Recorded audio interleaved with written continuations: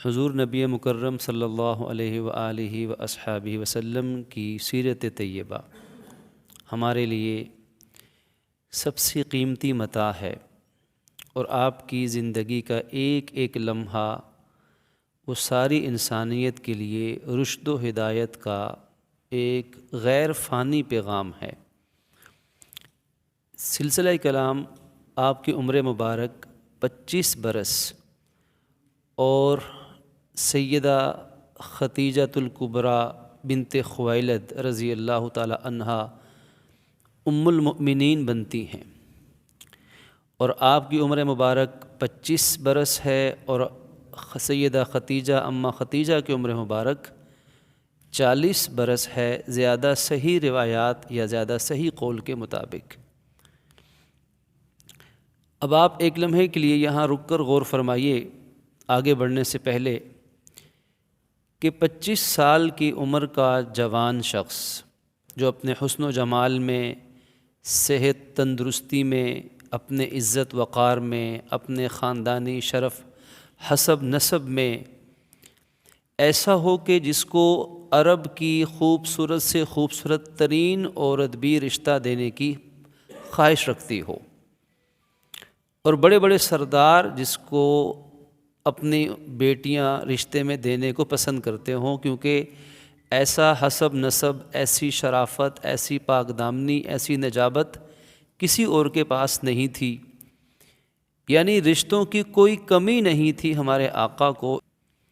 تو ذرا سوچئے کہ پھر 25 سال کی عمر کے اس جوان نے 40 سال کی عمر کو پہنچی ہوئی ایک خاتون سے کیوں نکاح کیا؟ نکاح اس لیے کیا کہ سیدہ ختیجۃ الکبریٰ رضی اللہ تعالی عنہا اپنی شرافت، اپنے تقوی، اپنے حسب نسب، اپنی امانت دیانت، حیا اور پاک دامنی میں عورتوں میں بے مثال تھی۔ چونکہ وہ عورتوں میں بے مثل تھیں، ایسی خاتون عرب میں موجود نہ تھی، تو یہ نبی دو جہاں صلی اللہ علیہ وسلم یہ اپنی امانت دیانت صداقت میں بے مثل تھے، تو آپ کی نظر میں محض نکاح کا مقصد جنسی خواہشات کو جو مغرب بیان کرتا ہے معاذ اللہ، ایسا ہرگز نہیں تھا۔ یہ بات اس لیے عرض کی کہ آج بھی مستشرقین، مغربی مفکرین، سو کالڈ دانشور، تحقیق دان، وہ نبی پاک صلی اللہ علیہ وسلم کے تعدد ازواج پر آج بھی اعتراض کرتے ہیں۔ تعدد ازواج کا مطلب کہ نبی پاک صلی اللہ علیہ وسلم نے جو کئی نکاح فرمائے، کئی خواتین سے وقتاً فوقتاً نکاح فرمایا، تو آج بھی اہل مغرب اور ان کے دانشور وہ نبی پاک صلی اللہ علیہ وسلم کی سیرت طیبہ پہ جو کیچڑ اچھالنے کی ناپاک جسارت کرتے ہیں اور ناکام کوشش کرتے ہیں، ان میں سے ایک ان کا اعتراض حضور کی کثرت ازواج پر بھی ہے۔ اب یہ کثرت ازواج اگر اس کو سمجھا جائے تو نبی پاک صلی اللہ علیہ وسلم 25 سال کی عمر میں 40 سال کی خاتون سے نکاح کر رہے ہیں۔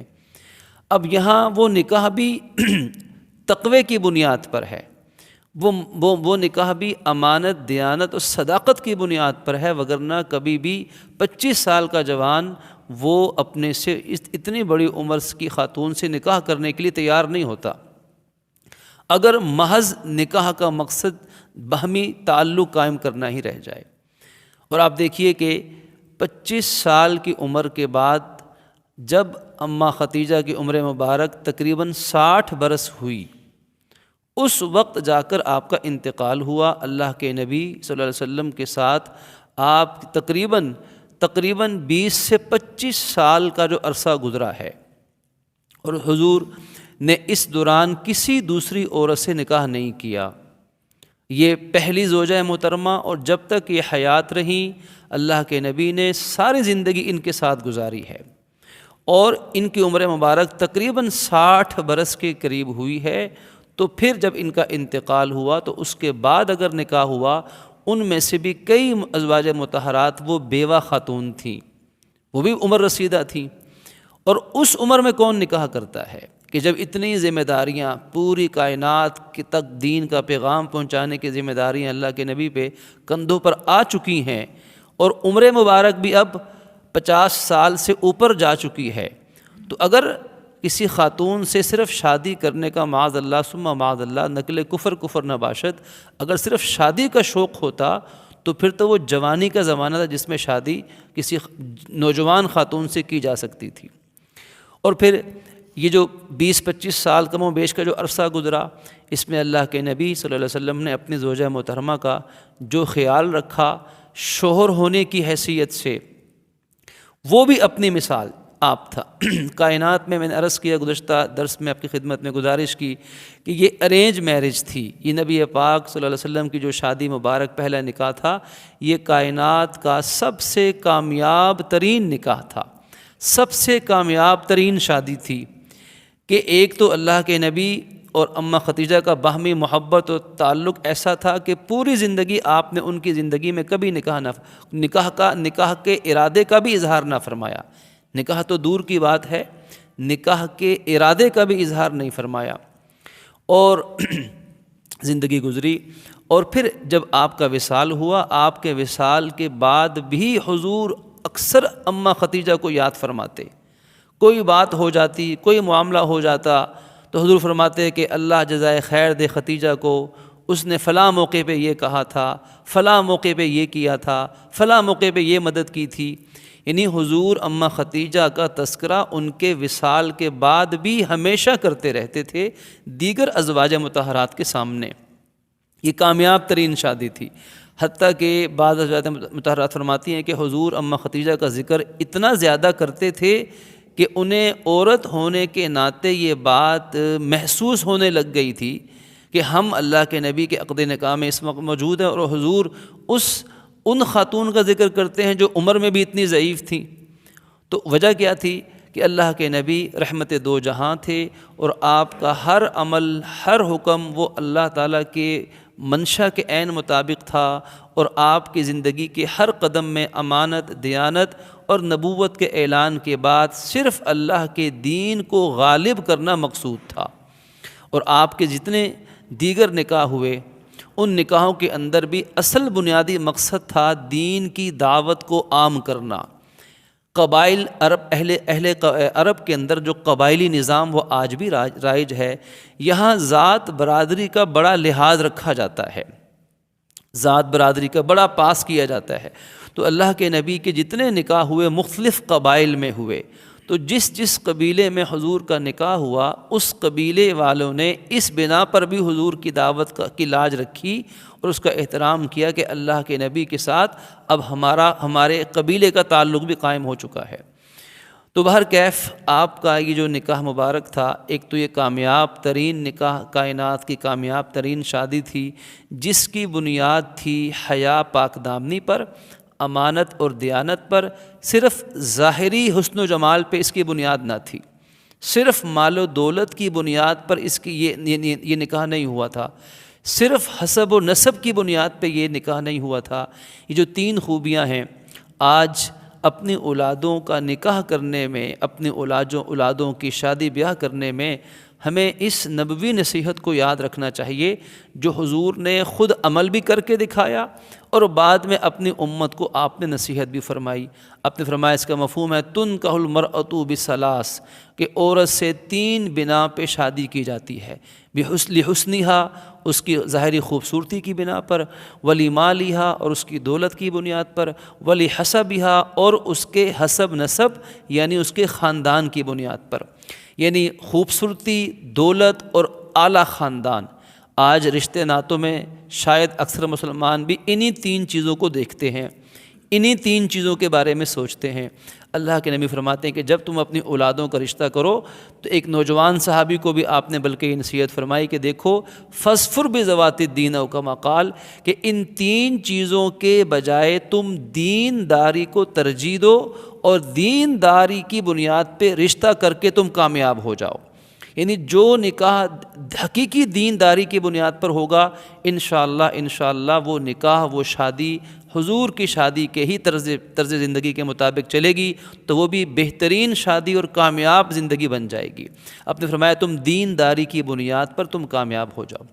ایک اور روایت میں اسی طرح کا مضمون یوں ملتا ہے کہ جو شخص کسی سے مال کی بنیاد پہ نکاح کرتا ہے، صرف مال کو ترجیح دیتا ہے کہ پیسہ بہت ہے، تو فرماتے ہیں کہ جو اس کے پاس اپنا مال ہوگا یہ بھی چھن جائے گا۔ جو کسی سے حسن و جمال کی بنا پہ شادی کرے گا، اس کا جو پہلے سے ہوگا وہ بھی چھن جائے گا۔ جو کسی عزت حسب نسب کی بنیاد پہ نکاح رشتے کرے گا تو اس کی جو پہلے ہوگی وہ بھی چھن جائے گی۔ اور فرمایا کہ جو دینداری کو ترجیح دے کے رشتے ناطے قائم کرے گا تو اللہ تعالیٰ یہ تینوں چیزیں اس سے پہلے سے کئی گنا بڑھ کے زیادہ عطا فرما دے گا۔ تو اس لیے دینداری کو ترجیح، اب دینداری کے اندر جب رشتے تلاش کیے جاتے ہیں، ان کو دیکھا بھالا جاتا ہے، تو دینداری کا مطلب صرف نماز پڑھنا نہیں ہے کہ بچہ نمازی ہے یا یا دلہن بچی نمازی ہے۔ صرف نماز پڑھنا دینداری نہیں ہے۔ نماز تو بنیادی چیز ہے، حیا پردہ بنیادی چیز ہے، مرد کا رزق حلال کمانا بنیادی چیز ہے، لیکن اس دینداری کے اندر یہ بھی دیکھا جاتا ہے کہ اس خاندان کے اندر حسن سلوک کا عنصر کتنا ہے، یعنی وہ لوگ رشتہ نبھانے والے کتنے ہیں، ان کا آپس میں باہمی سلوک، باہمی ہمدردی، حسن سلوک کا تعلق، رشتہ داریوں کو نبھانا، صلہ رحمی، شرافت و نجابت، حیا اور پاک دامنی، غصے کو کنٹرول کرنا، دوسرے کے جذبات اور اس کے مزاج کا خیال رکھنا، یہ باتیں بھی چونکہ دینداری کا حصہ ہیں، اس لیے رشتے ناطے کے وقت میں دینداری عقیدہ اور عمل کے ساتھ ساتھ نماز روزے کے ساتھ صوم و صلات کے ساتھ ان چیزوں کو بھی دیکھنا چاہیے۔ تو یہ کچھ بنیادی باتیں ہیں اولادوں کے رشتے ناطے طے کرنے کے حوالے سے جو نبی پاک صلی اللہ علیہ وسلم کے اس عقد نکاح، پہلے عقد نکاح کے زمرے میں ہمیں معلوم ہوتی ہیں۔ اب پہلے عقد نکاح کے بعد آپ کی حیات طیبہ، جو آپ کی خانگی زندگی تھی، ازدواجی زندگی تھی، وہ بڑی ہی پرسکون اور سادہ زندگی تھی۔ اس زندگی میں کوئی تکلف نہیں تھا، اس زندگی میں کوئی ایک دوسرے پہ بے جا تنقید نہیں تھی۔ وہ ایسی زندگی تھی کہ شوہر اور بیوی ہونے کے ناطے دونوں ایک دوسرے کا مکمل خیال رکھتے۔ اللہ کے نبی حسن سلوک فرماتے، اگر کوئی دولت ہاتھ آتی تو نفقے کے طور پہ وہ ادا کر دیتے۔ اماں ختیجہ کے پاس اگر کوئی مال تجارت بکتا، کوئی منافع ملتا تو وہ گھر کے کام کے اندر لگا دیتی۔ اور حسن سلوک کا عنصر، باہمی وفا کا عنصر بہت زیادہ تھا، باہمی محبت اور باہمی وفا۔ پھر اللہ رب العزت نے آپ کو اولاد اطہار بھی عطا فرمائی اماں ختیجہ سے۔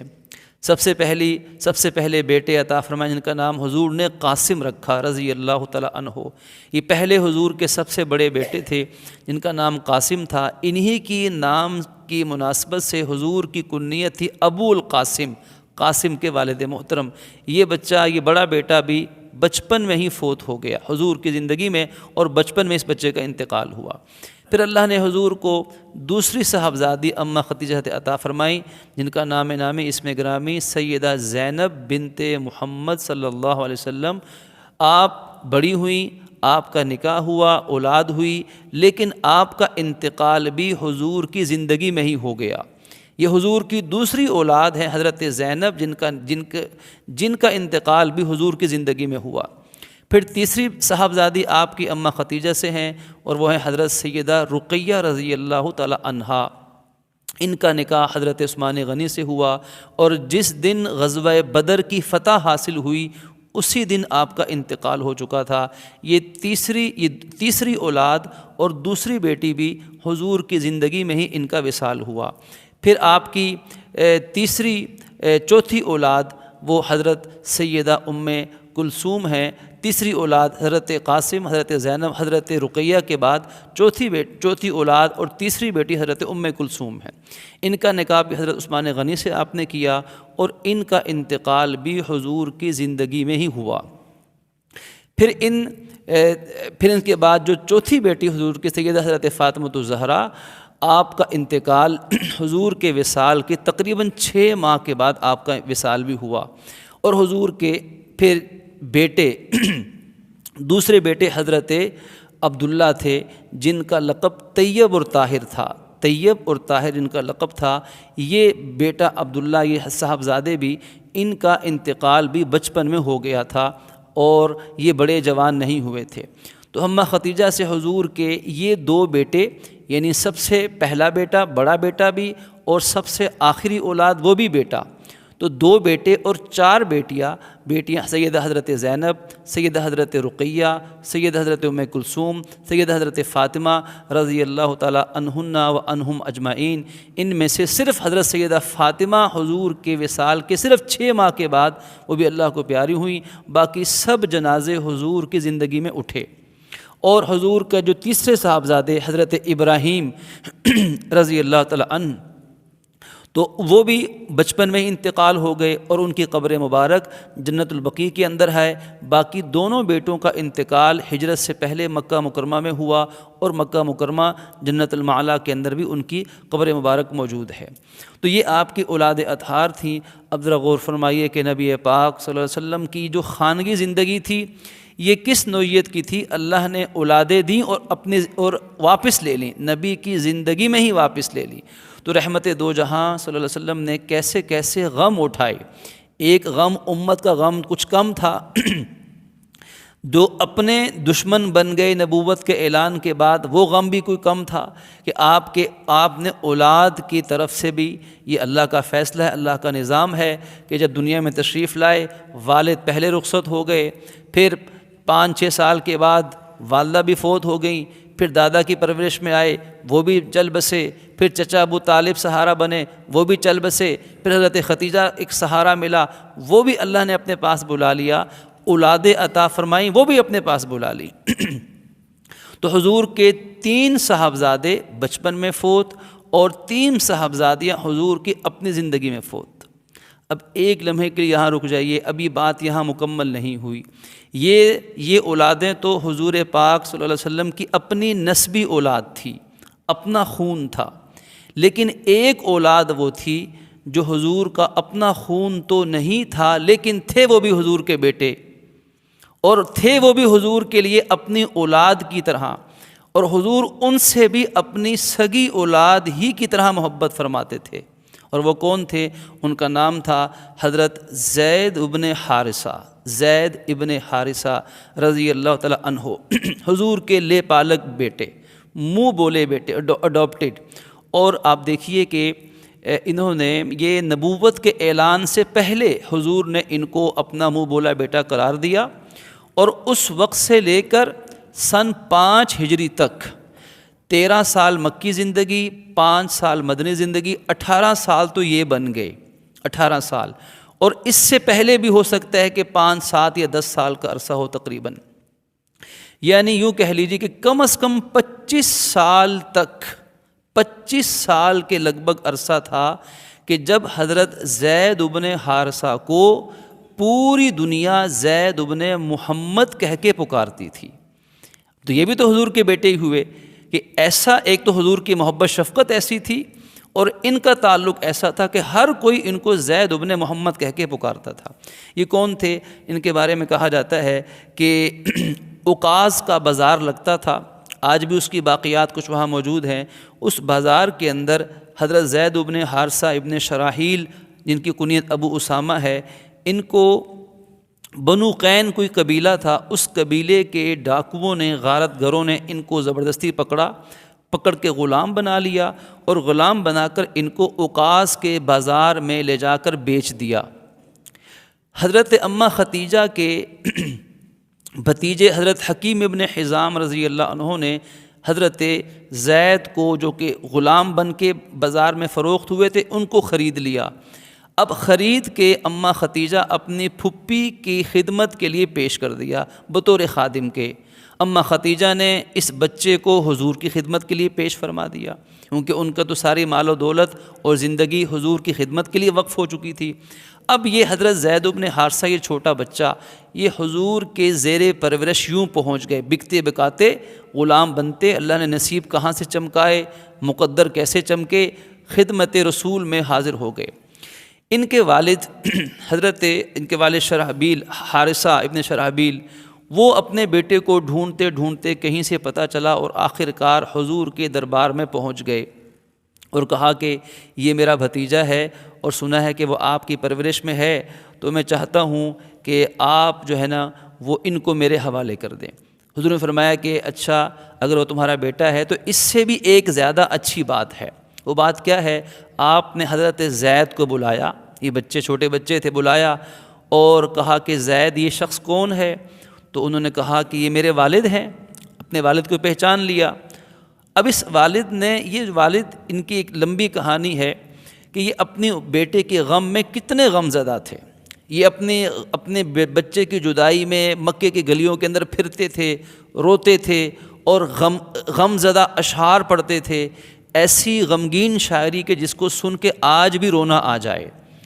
ایسا کلام ہے کہ جو باپ اور بیٹے کی محبت کو جس انداز میں بیان کرتا ہے، دنیا کا ہر باپ اس کو سن کے اس کا دل نرم ہو جائے۔ ایسی ان کو اپنے بیٹے سے لازوال محبت تھی۔ ڈھونڈتے ڈھونڈتے بارگاہ نبوت میں پہنچے۔ حضور نے پوچھا بتاؤ زید یہ کون ہے؟ کہا جی میرے ابا جان ہے، میرے والد صاحب ہیں۔ تو حضور نے فرمایا اچھا زید تمہارے والد ہیں تو میری طرف سے تمہیں اجازت ہے، اگر تم اپنے والد کے ساتھ جانا چاہتے ہو، ان کے ساتھ رہنا چاہتے ہو تو میری طرف سے تمہیں اجازت ہے۔ اب دیکھیے، ایک تو حضور کا حسن سلوک، حضور کی محبت، رحمت و شفقت، آپ کا انصاف۔ اس زمانے میں لوگ ایسا نہیں کرتے تھے۔ لوگ تو جو چیز کسی انسان کو پکڑ کے اگر خرید دیتے تھے تو وہ لوگ کہتے تھے کہ چونکہ ہم نے تو پیسے دے کے خریدا ہے اس لیے یہ آزاد ہے یا غلام ہمیں اس کا نہیں پتہ، ہم نے تو پیسے دیے ہیں اس لیے ہم آزاد نہیں کریں گے۔ ان کے والد نے حضور کو پیشکش بھی کی کہ آپ جو معاوضہ مجھ سے مانگتے ہیں میں وہ بھی دینے کے لیے تیار ہوں۔ نے فرمایا نہیں، اس سے بہتر حل یہ ہے، بچہ خود جانا چاہتا ہے تو میری طرف سے اجازت ہے۔ اب اس موقع پر حضرت زید بن حارثہ کے سامنے دو راستے تھے۔ ایک راستہ یہ تھا کہ وہ غلامی کو چھوڑ دیتے اور اپنے والد کے پاس چلے جاتے۔ چھوٹے بچے کے لیے ماں باپ، سگے ماں باپ سے بڑھ کر کون ہو سکتا ہے، چھوٹا بچہ ہی تو ہے۔ تو ایک راستہ تو یہ تھا۔ دوسرا راستہ یہ تھا کہ وہ غلام ہی رہتے اور وہ غلامی کے ساتھ ہی حضور کے گھرانے میں خادم کے طور پر رہتے۔ یہ دونوں راستے تھے۔ آزاد ہونے کا بڑا آسان راستہ تھا، لیکن حضرت زید بن حارثہ نے اس موقع پر جو جملہ فرمایا وہ جملہ ایسا سنہری جملہ ہے کہ آج اللہ کرے کہ صرف بچوں کو نہیں بلکہ امت کو اور پورے تمام مسلمانوں کو اگر وہ بات سمجھ آ جائے، یہ ایک جملہ اس بچے کا سمجھ آ جائے تو شاید ہمارے سارے مسئلے حل ہو جائیں، سب کچھ سمجھ آ جائے۔ حضرت زید نے فرمایا، جو چھوٹے بچے تھے، کہ نہیں میں اپنے والد کے ساتھ نہیں جانا چاہتا، آپ کی محبت و شفقت ایسی ہے میں آپ کے پاس رہنا چاہتا ہوں، کیونکہ اپنے والد کے پاس جا کر آزاد بن کر، مالک بن کر زندگی گزارنے سے کہیں بہتر ہے کہ میں آپ کے پاس رہوں اور غلام بن کے زندگی گزار دوں۔ یہ ایسی کیفیت تھی کہ اللہ کے نبی کی آنکھوں میں آنسو، زار و قطار آپ کی آنکھوں سے آنسو بہے۔ والد اپنے بیٹے کے مستقبل کو دیکھ رہا تھا۔ ایک طرف باپ کو اپنے بچے سے محبت تھی، اس کا دل محبت سے پھٹا جا رہا تھا، اور دوسری طرف بچے کا مستقبل تھا کہ باپ بھی سمجھتا تھا کہ اگر انہوں نے میرے بچے کو چند دنوں میں اتنی محبت دے دی ہے کہ میری سگی اولاد میرے پاس رہنے کے بجائے ان کی غلامی کو ترجیح دے رہی ہے تو واقعی اس محبت کا مقابلہ ایک باپ کی محبت بھی نہیں کر سکتی ہے۔ حضور بھی فرتے جذبات میں زید کو پکڑا، اپنے سینے سے لگایا، ہاتھ پکڑا اور سیدھا خانہ کعبہ میں لے گئے، اور وہاں جا کے اعلان کیا کہ اے لوگو، تم سب لوگ سن لو، آج سے میں نے صرف زید کو آزاد نہیں کیا بلکہ یہ آج سے زید یہ میرے بیٹوں کی طرح ہے، یہ میرا منہ بولا بیٹا ہے۔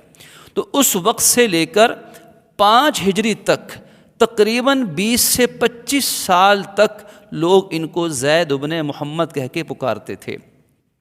یہ بھی تو حضور کے بیٹے ہی تھے، آپ کے گھر کے باشندے ہی تھے، اپنی اولادوں جیسے تھے۔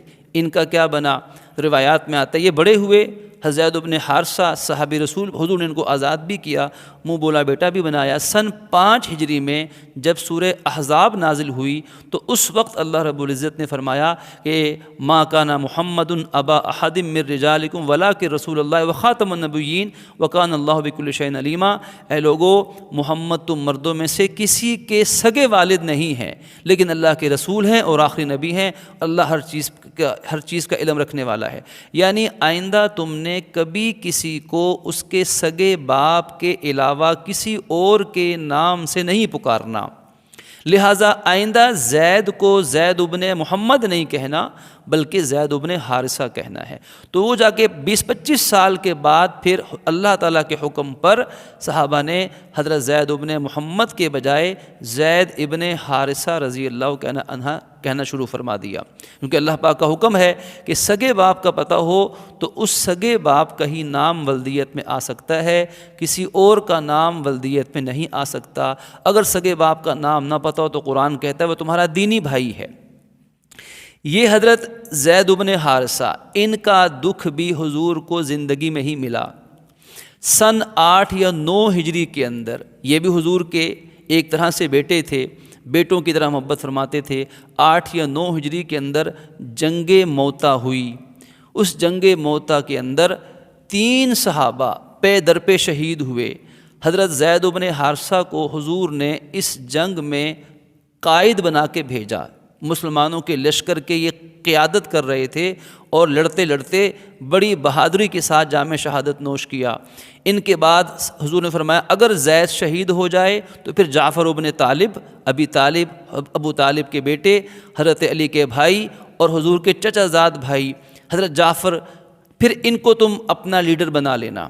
اگر یہ بھی شہید ہو جائیں تو پھر حضرت عبداللہ ابن رواحہ کو تم امیر مقرر کر لینا۔ یہ حضور نے جو ترتیب بنائی تھی واللہ عالم وہاں کیا نظام تھا، کیا راز و نیاز تھے، ایسا ہی ہوا۔ سب سے پہلے حضرت زید بن حارثہ شہید ہوئے، پھر حضرت جعفر بن ابی طالب شہید ہوئے، اور کیسی شہادت ان کو ملی کہ ان کا پہلے ایک بازو کٹ گیا، اب وہ بازو کٹ کے جسم کے ساتھ یوں لٹک رہا تھا، تو انہوں نے بائیں ہاتھ سے یا دوسرے ہاتھ سے تلوار سے جہاد شروع کر دیا، اور کرتے کرتے ان کا دوسرا بازو بھی کٹ گیا۔ پہلا بازو انہوں نے خود اتار دیا۔ روایت میں آتا ہے کہ جب وہ لڑ رہے تھے تو یہ بازو ساتھ لٹکا ہوا تھا اور بیکار تھا، لڑائی میں رکاوٹ بن رہا تھا۔ حضرت جعفر بن ابی طالب نے خود اس بازو کو اتار کے پھینک دیا۔ ناخن کٹ جائے تو تکلیف کا اندازہ لگائیے یہاں کیا ایمان ہے، کیا حضور کی محبت ہے، کیا شوق شہادت و جذبہ جہاد ہے کہ ایک جیتا جاگتا انسان اپنا بازو اتار کے پھینک رہا ہے۔ جہاد میں رکاوٹ، دوسرا بازو بھی کٹ گیا، حتیٰ کہ جام شہادت نوش کیا۔ حضور نے فرمایا کہ دیکھو اللہ نے جعفر کو اللہ نے مجھے دکھایا ہے کہ اللہ نے جعفر کو دنیا کے ان بازوؤں کے بدلے میں جنت کے پر عطا فرمائے ہیں، اور میں نے دیکھا ہے کہ وہ اڑتے ہوئے ان پروں کے ساتھ سیدھے جنت میں داخل ہو گئے ہیں۔ اس لیے آپ کا لقب جعفر طیار ہے۔ طیار کے معنی تیز اڑنے والا پرندہ۔ تو یہ بھی دوسرے نمبر پہ یہ شہید ہوئے، پھر حضرت عبداللہ ابن رواحہ کو قیادت ملی اور وہ بھی شہید ہو گئے، بعد میں اللہ نے فتح عطا فرمائی۔ لیکن حضرت زید بن حارثہ، حضور کے ان کی شہادت پر بھی حضور کے آنسو بہے، آپ کی ہچکی بندھی اور آپ سخت دردناک، اور آپ کو یہ دکھ بھی پہنچا۔ تو اللہ کا کیسا نظام تھا کہ اپنے سب سے محبوب نبی کی زندگی میں اتنے جنازے اٹھوا دیے کہ جو اس لیے کہ یہ دنیا رہنے کی چیز نہیں، یہ دنیا ایسی چیز نہیں کہ یہاں انسان عیش و عشرت گزارے۔ اللہ نے تو اپنے حبیب کو بھی دنیا میں ایک مقصد کے لیے بھیجا۔ جب وہ مقصد پورا ہو گیا تو اللہ نے چند دنوں چند ماہ کے بعد اپنے نبی کو بھی اپنے پاس بلا لیا، اور اس نبی کے جتنے محبوب تھے ان کو بھی زندگی میں اٹھا لیا، اور پھر ایک لخت جگر سیدہ فاطمہ زہرا وہ بچیں، اور آپ کے وصال کے صرف 6 مہینے کے بعد وہ بھی اللہ کو پیاری ہو گئی۔ تو حضرت زید بن حارثہ کو حضور نے اپنا لپالک بنایا۔ وہ بھی اسی زمانے کی بات تھی، 25 سال کے عمر مبارک، نکاح کے بعد کے سارے معاملات ہمارے سامنے آ گئے۔ اسی طرح اسی دوران جب آپ کی عمر مبارک تقریباً 35 برس کی ہوئی، آپ 35 سال عمر مبارک تھی، تو خانہ کعبہ کی تعمیر کا مشہور واقعہ پیش آیا۔ خانہ کعبہ کی دیواریں جو عرصہ دراز سے بنی ہوئی تھیں وہ بوسیدہ ہو چکی ہوئی تھیں۔ کہا جاتا ہے کہ وہ ان میں جو اس کو خوشبو دینے کے لیے دھونی دی جاتی تھی اس کی آگ لگی اور پردے جلے، کچھ یہ معاملہ پیش آیا۔ بعض مورخین نے کہا کہ چونکہ اوپر چھت نہ تھی، صرف دیواریں تھیں، تو کسی چور نے اندر گھس کر وہاں سے خزانہ چرا لیا تھا۔ بعض نے کہا کہ کوئی اور معاملہ پیش آیا، لیکن بہر کیف خانہ کعبہ کی دیواریں پھٹ گئیں اور وہ گرنے والا ہو گیا۔ اب وہ مکے والے پریشان پریشان تھے کہ ہم کیا کریں، کسی کی ہمت نہیں تھی کہ وہاں سے ایک پتھر بھی اٹھا کے گرائیں۔ اللہ کا گھر ہے اور وہ ہاتھی والوں کا منظر ہاتھی والوں کی حالت دیکھ چکے تھے۔ تو ولید ابن مغیرہ مخزومی نے کہا کہ اس گھر کو شہید کر کے دوبارہ بناتے ہیں۔ انہوں نے کہا کہ ہمیں یہ ہمت نہیں ہے، تم کرو، تم آغاز کرو۔ تو ایک دن ولید ابن مغیرہ نے ان کے سامنے خانہ کعبہ کو نئی تعمیر کی غرض سے اس کی کچھ دیوار کا ٹکڑا توڑا۔ اب لوگ ڈرے کہ ابھی اس پہ عذاب آتا ہے، ابھی عذاب آتا، پورا دن گزر گیا، عذاب نہ آیا۔ تو دوسرے دن اس نے کہا کہ چلو تم 7 لوگوں نے کہا نہیں، آج تم دوبارہ کرو، ہم دیکھیں گے عذاب آتا ہے کہ نہیں۔ دوسرے دن اس نے پھر کچھ عمارت کو گرایا اور پھر انہوں نے انتظار، 3 دن تک وہ لوگ انتظار کرتے رہے کہ اگر ولید ابن مغیرہ کو کچھ ہو گیا تو ہم بچ جائیں گے۔ تو 3 دن تک اسے کچھ نہ ہوا۔ اب باقی لوگ بھی ساتھ شریک ہو گئے حضور اس خانہ کعبہ کی تعمیر۔ انہوں نے سب سے پہلے دیوار کو گرایا، ملبے کو ہٹایا، اور ہر قبیلے نے اپنے ذمے ایک دیوار لے رکھی تھی۔ روایت میں آتا ہے کہ نبی پاک صلی اللہ علیہ وسلم، آپ کی عمر مبارک اس وقت تقریباً 35 سال ہے، آپ بھی خانہ کعبہ کے لیے پتھر اپنے کندھوں پر اٹھا اٹھا کر لے کر آتے رہے، اور ان پتھروں کے اٹھانے سے آپ کے کندھے زخمی بھی ہو گئے، لیکن آپ نے یہ خدمت سر انجام دی۔ اور جب دیواریں ایک حد تک اونچائی کو پہنچ گئیں، اب بیچ میں مسئلہ یہ کھڑا ہوا کہ حجر اسود کو بیچ میں کون نصب کرے گا۔ تو یہ وہ حالت تھی کہ روایات میں آتا ہے کہ تقریباً 3 دن تک لوگوں کے آپس میں بحث و مباحثہ ہوتے رہے۔ ہر قبیلہ چاہتا تھا کہ یہ شرف مجھے حاصل ہو، یہاں تک کہ قتل و غارت تک نوبت جا پہنچی، اور خدشہ تھا کہ حرم کے اندر ہی لوگوں کا خون بہنا شروع ہو جائے گا، اس لیے کہ ہر قبیلے کی یہ خواہش تھی کہ حجر اسود اٹھا کر میں نصب کروں۔ تو اس وقت ایک شخص تھا ابو امیہ حذیفہ بن مغیرہ، اس نے رائے پیش کی کہ جو کل سب سے پہلے بیت اللہ میں داخل ہوگا اس کے فیصلے پہ ہم سب اکٹھے ہو جائیں گے، اس کا فیصلہ مان لیں گے۔ اگلے دن نبی دو جہان صلی اللہ علیہ وسلم جب تشریف لائے، سب سے پہلے آپ بیت اللہ میں داخل ہوئے، تو جس نے دیکھا لوگ چیخ اٹھے، پکار اٹھے، ھذا الامین رضینا بہ، ھذا محمد، ھذا الامین رضینا بہ، کہ یہی تو امانت دار ہیں، ہم ان کے ہر فیصلے پہ راضی ہیں۔ اب حضور نے کیسا حکیمانہ فیصلہ کیا، پوری قوم کو جھگڑے سے بچایا، چادر منگوائی، اس میں حجر اسود اپنے ہاتھ سے اٹھا کر رکھا، چادر کے کونے تمام قبیلوں کے بڑوں نے، نمائندوں نے پکڑے اور اٹھا کر خانہ کعبہ کے پاس حجر اسود لے گئے۔ اب حضور نے فرمایا اب تم چھوڑ دو۔ حضور نے ان کے اتفاق رائے سے حجر اسود کو اٹھا کر اپنے دست نبوت سے خانہ کعبہ کے اندر نصب فرما دیا۔ تو یہ کچھ تفصیلات خانہ کعبہ کی تعمیر کے حوالے سے تھیں۔ اللہ کے نبی کی یہاں بھی حکیمانہ زندگی کا ثبوت ملتا ہے کہ وہ عمر مبارک تقریباً 35 سال ہے، لیکن آپ کا کردار، آپ کی شخصیت، آپ کا مزاج آئندہ زندگی کے حالات کی پیشن گوئی کر رہا ہے۔ اللہ رب العزت اپنی رحمت سے ہمیں اپنے حبیب صلی اللہ علیہ وسلم کی زندگی کا ایک ایک پہلو سمجھنے اور اس سلسلے کو آخر تک لے جانے کی توفیق عطا فرمائے۔ وآخر دعوانا ان الحمد للہ رب العالمین۔